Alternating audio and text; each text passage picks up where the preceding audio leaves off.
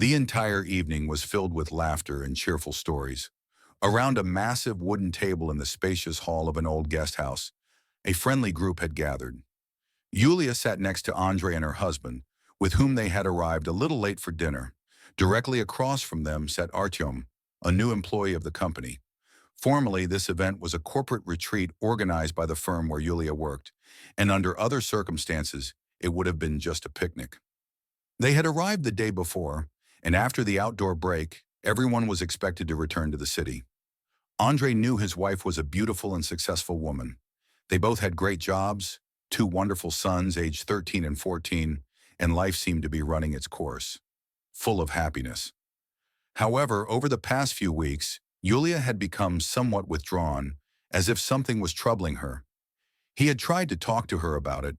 Yulia had informed him about the picnic just a day before the trip. Andrei agreed without hesitation and arranged for their sons to stay with Yulia's parents outside the city. Still, he sensed that his wife wasn't particularly happy with his presence, even though she never said so out loud. On the bus, Andrei barely crossed paths with Artyom, whom he had seen only at New Year's parties, always keeping a low profile. Upon arrival, everyone settled into their rooms, and soon after, Yulia went outside. After a moment, Andrei followed her and found her on the open veranda, animatedly chatting with a young man and smiling in response to his words. Andrei tensed, feeling an unpleasant premonition. At that moment, a young female colleague stopped next to him. "Are they having an affair?" Andrei asked quietly, referring to Yulia and Artyom. "No, not a full-on affair. Not yet. But passions are definitely brewing." "Very Shakespearean," the colleague replied with a slight smile. "Though both are taken. For now, it's just talk. Still, you can understand him. She's the one approving his paperwork, which she keeps editing." "And who's his wife?" "Larissa. She works at another company. I've seen her a couple of times. She's quite attractive." "Well, I have to go. My husband's waiting," she added with a small laugh. "And who are you?" "Katya. But I'm married," she said. "Nice to meet you. I'm Andrei. And I'm also not available," he said calmly, hiding his inner tension. After hearing all that, Andrei understood where this trip could lead if he hadn't come with Yulia. From that moment on, he didn't leave his wife's side, despite her obvious and growing irritation. And now, as the evening wore on, the room buzzed with conversation, but the air was thick with tension. Glancing at the abundance of alcohol, Yulia smiled and said, "Andrei, tonight you can drink as much as your heart desires, until delirium tremens. I won't stop you. Just forget about it at home." "Gladly, my dear, I'll drink all I can," Andrei replied with a faint smirk. Yet despite her joking tone, he couldn't miss the hidden message. Her words seemed like an attempt to distract him, perhaps so she could take advantage of his inebriated state. Andrei had learned from Artyom earlier that he was staying in a room on the second floor, alone. Andrei watched as Yulia and Artyom, seated at the same table, began discussing work. Seizing the moment, he decided to join the conversation. Familiar with the subject, he and Yulia had graduated from the same university. Artyom claimed he had studied there too, but much later. After asking a few indirect questions about the professors, it took Andrei only a couple of minutes to realize Artyom had never studied at that university. Although Artyom claimed he had studied there, it was clear he hadn't. Even though Andrei had graduated a long time ago, he still kept in touch with his alma mater and knew all the current and former professors. His suspicions only grew stronger. Although Artyom claimed he had studied there, it was clear he hadn't. Even though Andrei had graduated a long time ago, he still kept in touch with his alma mater and knew all the current and former professors. His suspicions only grew stronger. Meanwhile, the music started playing, and the cheerful crowd became more animated. Artyom, after inspecting the speaker setup carefully, tweaked something and switched a few wires. The music stopped. An hour later, the guests began to head to their rooms. With a hint of irony, Yulia turned to her husband and said, "Well, shall we go?" "I'll walk you to your room. I can see you won't make it there on your own." "I'll help you, Yulia," offered Artyom, standing up. But Andrei, in a perfectly sober voice, replied, "No need to walk me. I'm not drunk." "Are you sure you can walk on your own?" Yulia asked, doubting him. "Of course. Do you think you need to carry me?" he replied with a smirk. "I'm completely sober." Surprising considering how much you drank. Yulia shook her head. They sat a bit longer at the now almost empty table. Artyom left for his room, and Andrei and Yulia went to theirs. As soon as they returned, they went to bed, but Andrei couldn't fall asleep. When Yulia quietly got up, slipped on her robe, and headed toward the door, he asked, "Where are you going?" "You're not sleeping?" "I can't sleep," she replied. She replied as she sat on the bed, "I can't sleep either. I want to get some fresh air." Andrei threw on a tracksuit and followed his wife. They stepped out onto the porch together. Artyom was sitting on a bench smoking. When he saw Yulia, his face lit up, but his joy quickly faded when Andrei appeared behind her. "Can't sleep either, Artyom?" Andrei asked calmly. "Yeah, just thought I'd smoke a cigarette before bed to relax," Artyom mumbled, slightly embarrassed. "Smoking is bad for you, you know," Andrei said with a cold smile. "I know, but I don't smoke often, only the good ones." "Good cigarettes? I'm not sure those exist," Andrei replied. "They all slowly but surely kill you. By the way, why didn't you bring Larissa with you?" he asked abruptly, changing the subject. "Larissa?" Artyom repeated, raising an eyebrow in slight surprise. "Yes, your wife," Andrei continued with a smile. "She'd definitely enjoy it here." From Yulia's reaction, it was clear she hadn't known Artyom had a wife. But Andrei didn't stop and went on. "Many people came here with their kids. We should have brought ours too. But we sent them off to their grandparents. And where are yours?" "They went to the sea with my wife and her parents," Artyom replied stiffly. "Well then, I've finished my cigarette. I'll head to bed." "Good night." Artyom quickly ended the conversation, clearly not wanting to delve deeper. Andrei and Yulia walked around a bit more. Later, lulled by the cool night air, Yulia fell into a deep sleep. She woke to find Andrei gently stroking her head. "What are you doing?" she murmured sleepily. "Many people are already awake and out for a walk. Breakfast is soon. Time to get up," he replied with a gentle smile. "Are you already ready?" she asked, stretching. "As you can see, I've washed up and packed. We're going home today." Time before departure flew by unnoticed. Andrei stayed close to Yulia the entire time, as if unwilling to let her out of his sight. Finally, everyone boarded the bus and headed back to the city. As the bus passed by the house of Yulia's parents, where their kids had stayed, Katya, sitting up front with her husband, glanced at Andrei and bit her lip, realizing who she had leaked the gossip about Yulia and Artyom to. Their Toyota SUV, ready for country roads, stood in the driveway. After hugs with the grandparents and short stories about the trip, they got in and headed home. At home, Yulia started preparing dinner, while Andrei and the kids worked on their small projects. Enthusiastically immersed in their tasks, they were soon called to the table by Yulia, who reminded everyone to wash their hands first. During dinner, their older son suddenly said, "This morning, when everyone was still asleep, Grandma went to the market and brought back fresh mushrooms. She cooked them. They were delicious. She said there are tons of mushrooms in the forest right now." "You ate them?" Yulia asked in surprise. "Yeah, they were great," he replied. "Andrei, you need to call my mom and tell her not to give the kids mushrooms. It's dangerous," Yulia said firmly. "It's fine for adults," he replied calmly. "Dad, can we go to the village to pick mushrooms with our other grandma?" the kids asked. "Why not?"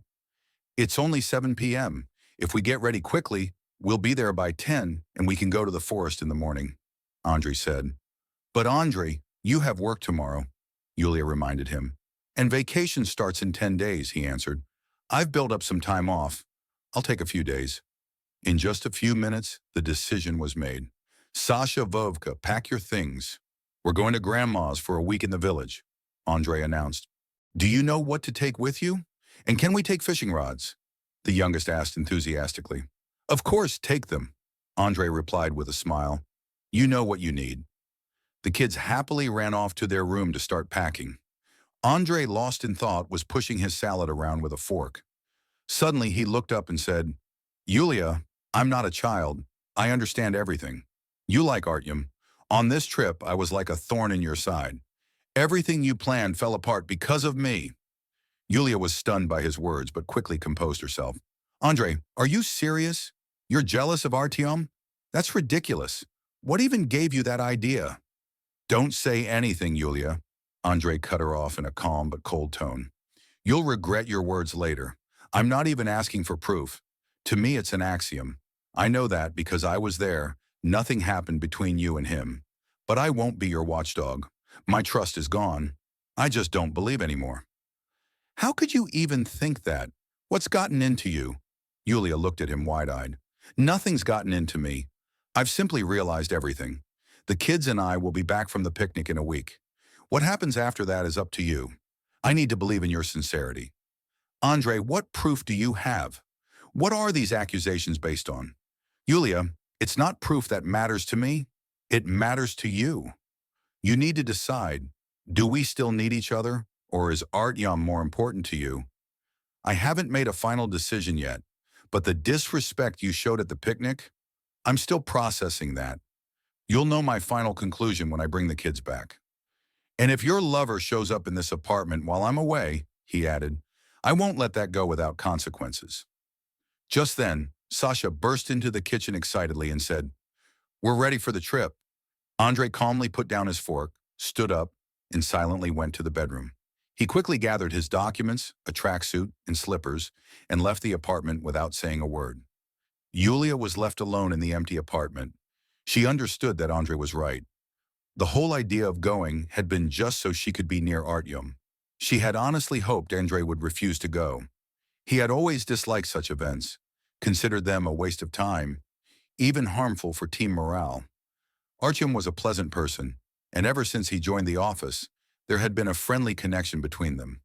They often discussed work-related issues, and Artyom had a way of making Yulia smile with his jokes. Although, as she later realized, he sometimes lacked professional knowledge and got confused about basic concepts. Now Andrei had given her an ultimatum, and she couldn't imagine her life without him. Yulia understood that Andrei had no proof of any betrayal, but she also realized that he didn't need it. How could she get out of this complicated situation? She didn't even want Artyom. At most, there were only light hugs or a brief kiss at the picnic. But when they arrived, she found out Artyom had arranged his own room. A clear sign, and she felt relieved that nothing had happened. Yulia knew their female colleagues noticed everything, and she didn't want the situation to spiral out of control. After Andrei left with the kids, she stayed at home alone. She washed the dishes and stood in front of the mirror, thinking about her marriage. She couldn't afford to lose Andrei. If there was even the smallest chance to save their relationship, she would take it. Meanwhile, Andrei and the kids, with buckets and baskets, packed the car. Andrei's father joined them. The forest was untouched, and the boys excitedly explored the trails. The village where Andrei's parents lived felt like a second home to the kids. They often came here. The local forests were rich in mushrooms, something Ignat, Andrei's father, immediately noted. It's a good year for mushrooms, he said. These places are so remote that city folks never come here. Why? They don't know the way? Sasha asked. They know the way. They're just scared of the snakes. There are a lot of them, he winked at his grandson. Even a regular grass snake might seem like a viper. Although, to be fair, real vipers do live here too. Look, one's sunbathing over there. When Sasha and Vovka excitedly ran toward the snake, Ignat sternly called out, Where do you think you're going? To catch it. We'll take it back to the city. Now, what have I taught you about the forest? Don't touch snakes or hedgehogs and don't harm wolves or bears, the boys shouted in unison. Exactly. But do you really think you could take on a wolf or a bear? No, we wouldn't hurt them, Sasha protested. But a viper bite is deadly, right? Maybe we could catch a grass snake, Vovka suggested. No catching anything. Just look at the viper. But don't get too close. While they were talking, the snake sensed danger and disappeared into the underbrush. They got home without any trouble. Marina Osipovna, Andrei's mother, exclaimed, Oh dear, I'll be cleaning these mushrooms until morning. Don't worry, Mom. We'll help, Andrei reassured her. We'll all sit in the yard and clean them together. And they did. The whole family, along with some curious neighbor women, like Matrayona, who came to see the impressive harvest, joined in. They sorted the mushrooms, some to dry, some to pickle. And despite the work, everyone was happy. They took turns having lunch, turning the process into a warm and friendly gathering. Around 7 p.m., Matrayona was still busy in the kitchen with the mushrooms. About 10 minutes after the last bus arrived from the city, the gate clicked and Yulia, Andrei's wife, entered the house. She greeted everyone warmly and asked, Where's Andrei? Where are the boys? They went to the club, Matriona replied, wiping her hands on her apron. I thought they'd go to bed, but then our club manager showed up, found out Andre was here, and asked him to take a look at their equipment. He said it was bought back in Soviet times, maybe even the Stone Age. Back when Andre lived here before college, he used to fix it all the time. And the manager's sister came to visit too, so I think I'll go join them soon. You should go too. Unwind a bit. When Yulia approached the club, loud music was playing. Clearly, Andre had already fixed everything. She entered and headed to the dance hall. Inside, a group of young people and a few adults were gathered. Couples were slowly spinning on the dance floor. Among them was Andre, dancing with a familiar-looking woman, a slim, petite lady in a sporty t-shirt and jeans. Andre was wearing an old shirt that had long ago been left at the country house, but he still looked impressive in it. Together, they were the most attractive pair on the floor. Yulia felt anger and jealousy boiling inside her, but she showed no emotion outwardly. At that moment, Andre noticed her, but gave no visible reaction. Yulia's sons ran up to her excitedly and called her to dance, but she declined, not finding the strength within herself. The music ended. Andre bowed to his partner and walked over to the sound equipment to shut it off. The evening had come to an end. The club manager announced, "Dances are over. See you Wednesday." "We'll definitely come," Andre responded.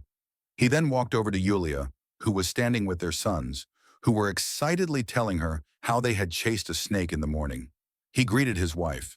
"Hi, what's wrong?" Yulia looked at him with a trace of bitterness. "Nothing. I just came to see my husband, and he's already here dancing with someone new." "Yulia," Andre replied sternly, "I wasn't with someone new. I was dancing with Alicia. We went to the same school. She's from here, just like me." "You looked very sweet together," Yulia noted coldly. "I don't know how it looked from the outside, but I take my wedding vows seriously, and I've always kept them. I wouldn't even think of flirting here, not after what you did. But on Friday I'll have all the answers I need, and I'll consider myself free of those vows." "Andre," Yulia said anxiously, feeling like the ground was slipping from under her feet. "There was nothing between me and Artyom." "If there had been something more," Andre said calmly, though bitterness crept into his voice, "we wouldn't even be having this conversation. You betrayed me. And him, he'll go back to his wife. The kids will come back from vacation, and he'll have a happy life.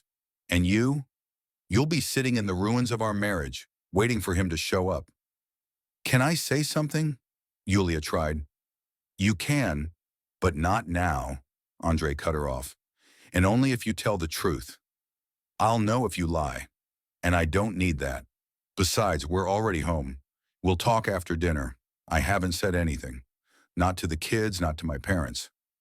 They had dinner as usual. After the children went to their room and fell asleep, Matriona cleaned the kitchen. Yulia helped her, trying to appear calm. By then, Ignat was already sound asleep. When everything was tidy, Andrei's mother wished everyone good night and went to her room. Yulia and Andre were left alone in the kitchen. "So, what do you want to tell me?" he asked quietly. "I don't want to wait until Friday." "What about your job?" His voice was cold and distant. "I took time off, then a vacation. I was planning to resign after the vacation," Yulia said, looking into his eyes, trying not to look away. "But let me explain everything in order. I won't lie. I did like Artyom. He flirted subtly and charmingly, and I got carried away with him, yes. I noticed that his professional knowledge wasn't ideal, and when you spoke to him at the table, I realized he hadn't studied at our university. Moreover, he hid from me that he had a wife and children. But all that doesn't matter now. What matters is that after you left, I saw my life from the outside, and I realized I'd made a huge mistake. I understood how deeply I love you and that I can't lose you. I want to spend my life with you. I want to grow old with you." She paused for a moment, trying to collect her thoughts. "I don't know how truthful this sounds, but it's the absolute truth. What I did was stupid and wrong, and there's no excuse for it. But I sincerely want to fix everything, and I'm ready to do whatever you say. I've learned my lesson. Please give me a chance to save our family. I will do everything I can to rebuild your trust. I promise, you will never regret it." Did you plan anything with him during that picnic trip? Andre asked, his voice tense but controlled. No, our relationship never went that far. If it weren't for you and your presence at the picnic, things might have gone further. I think your being there was a restraining factor for him too, though he was definitely not happy about it. She sighed. Today I disappointed him even more. I didn't sign a single document because everything needs to be redone. I wasn't going to deal with it, so I wrote a memo and submitted it along with requests for time off, vacation, and resignation to the general director. Everything was signed except for the resignation. The director called me in, asked what had happened, and said he'd check where Artyom actually studied. He clearly doesn't know basic concepts. On the way here, I got a call from my colleague Katya, who told me that Artyom had thrown in a resignation letter and left without even waiting for his severance. All his work was handed over to her. Did he try to contact you? Andre asked. He did. He called several times, but I didn't answer. There's nothing left for us to talk about. And I came here because I decided not to wait until you returned home. I wanted to confess everything now. Everything is in your hands. Andre looked at her as if weighing her words, then calmly said, Tomorrow morning, I'm taking the kids fishing. I promise them. You can come with us if you want, but it's late now. Let's go to bed. Time passed and Yulia and Andre managed to save their marriage. Though the path was not easy, Andre eventually came to believe her words. He no longer had any complaints about her behavior. In turn, Yulia, a strong woman, forever kept in her memory the image of her handsome husband dancing with a delicate, graceful woman to loud music. That moment served as a lasting reminder of how easily one can lose everything. As for Artyom, after his resignation, he disappeared. His fate remained unknown for a long time. Eventually, it became known that his wife had filed a missing person report. A year and a half later, she divorced him. Artyom was declared legally missing by the court. It also came to light that he had never studied at the university and had for a time worked as a laborer on construction sites.